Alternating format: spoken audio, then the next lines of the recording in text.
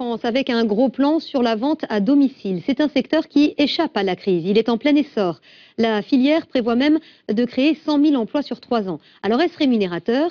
Et lorsqu'on est client, est-ce que c'est intéressant? Ce soir, c'est Franck Hédard qui répond à toutes vos questions. Alors, depuis quand le concept de la vente à domicile existe-t-il, Franck? Ce mode de vente vient des États-Unis. Il a vu le jour après la crise de 1929. En France, la vente à domicile, aussi appelée vente directe ou vente en réunion, a longtemps véhiculé une image ringarde.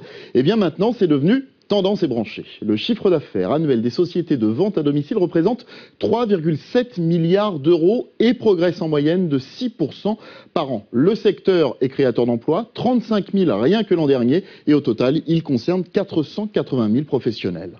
Deuxième question, combien rapporte la vente à domicile aux vendeurs?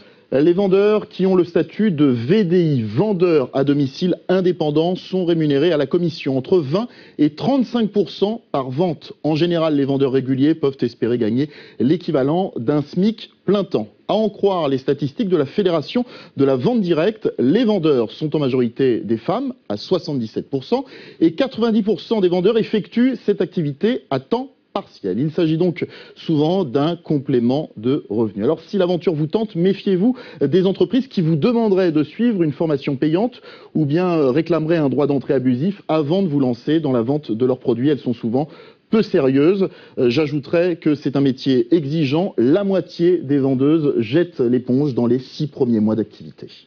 Une troisième question, cette fois côté client, les produits sont-ils moins chers lorsqu'on les achète à domicile? Oui, les produits sont globalement moins chers car il n'y a pas d'intermédiaire, pas de loyer, pas de frais fixes, pas de stock. Les clients s'y retrouvent donc, d'autant que l'offre de produits est plutôt vaste. Ça va du textile aux produits cosmétiques en passant par les objets de décoration, les produits d'entretien, l'alimentation et les accessoires intimes. Pour terminer, une dernière précision. Actuellement, à l'issue d'une réunion, les clients passent une commande et après l'expiration du délai de rétractation qui est de 7 jours, vous le voyez, eh bien ils payent et prennent possession de la marchandise. Un projet de loi prévoit que le client puisse payer et récupérer ses produits immédiatement, tout de suite après la vente. Ce sera beaucoup plus simple, effectivement.